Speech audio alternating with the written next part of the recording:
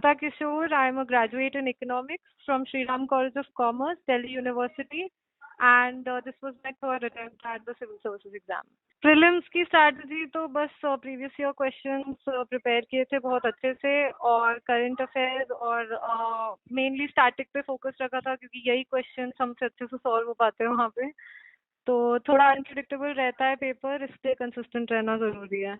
Last 2 attempt में मेरा prelims नहीं क्लियर हुआ था, इस बार ही मेरा पहली बार प्रीलिम्स क्लियर हुआ था।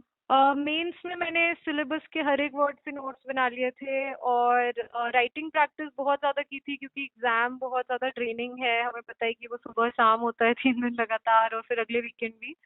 तो उस टाइप का स्टैमिना होना बहुत ज़रूरी है सबसे पहले तो, और उसके बाद नॉलेज सारे कीवर्ड्स सिलेबस से उठा के उसको अच्छे से पढ़ा था। ऑप्शनल मेरा political science and international relations.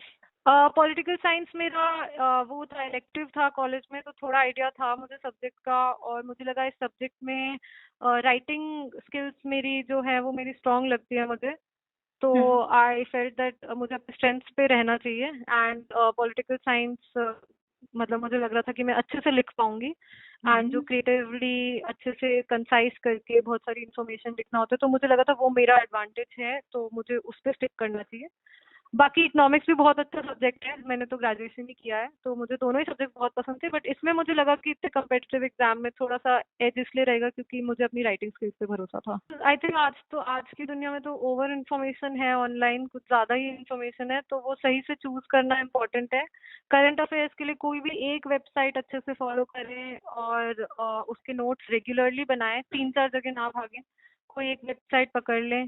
और बाकी तो स्टैटिक बुक्स हैं, और अखबार अच्छे से पढ़े, मैंने तीनों अटेम्प्ट में बहुत अच्छे से अखबार पढ़ा है, एंड अखबार तीनों स्टेजेस में काम देता है, प्रीलिम्स में भी, मेंस में भी, इंटरव्यू में भी, बस तीनों स्टेजेस में पढ़ने का तरीका भी अलग होता है अखबार को। और बहुत ज्यादा एनालिसिस की, क्योंकि बहुत बड़ा सेटबैक भी लगता है जब हम पूरा साल प्रिपेयर करते हैं और प्रीलिम्स नहीं निकलता है, तो बहुत ज्यादा एनालिसिस की है। I think apart from your knowledge, तो पढ़ाई तो मैंने हर अटेम्प्ट में बहुत अच्छे से की थी, नॉलेज के अलावा एमसीक्यू सॉल्विंग की प्रैक्टिस चाहिए होती है, तो we should practice, and we should practice from previous year questions, और फिर आपको खुद ही लगेगा कि ये टेस्ट में क्या पूछ रहे हैं, आप पीवाईक्यू से कंपेयर कीजिए उसे, ये पीवाईक्यू से ज्यादा पास लग रहा है या ज्यादा दूर लग रहा है, ऐसी चीजें पूछते हैं या नहीं पूछते हैं, तो वो चीज हम खुद से कंपेयर कर सकते हैं। आई थिंक इतनी लंबी जर्नी है तो 8-9 घंटे, बट कंसिस्टेंटली 8 घंटे मैंने किए हैं, और मैं एक हफ्ते में 40 घंटे पढ़ने की कोशिश करती थी हमेशा। तो अगर मुझे घूमने जाना है या ब्रेक लेना है, मैं ब्रेक ले लेती थी,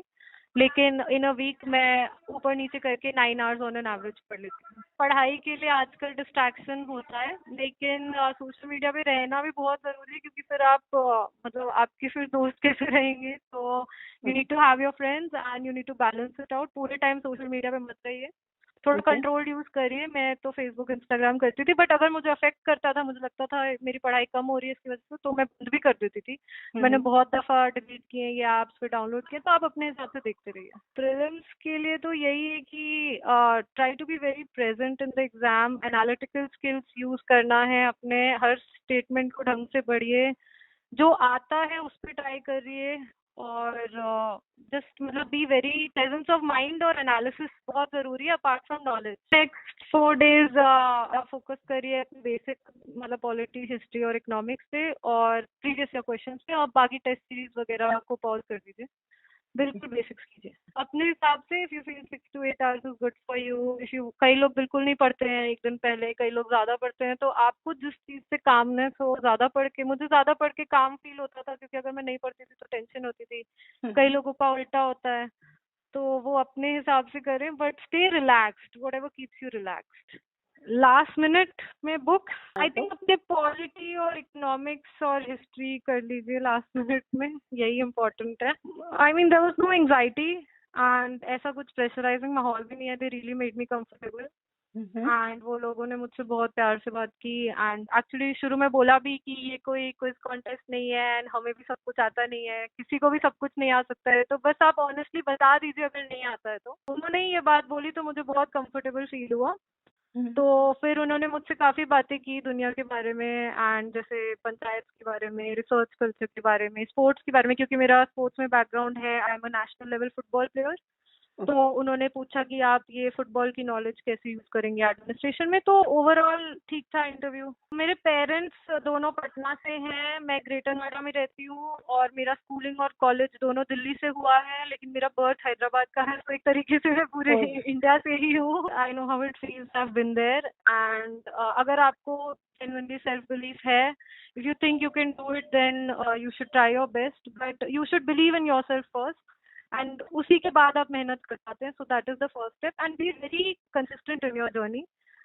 ये एक दिन का एग्जाम नहीं है, पूरे साल पढ़ना पड़ता है। तो बैलेंस रहें एंड कंसिस्टेंट रहें। मैंने 8-8 घंटे किए हैं, मिनिमम 9 घंटे किए हैं, और नहीं करती थी तो फिर मैं कवर अप भी करती थी।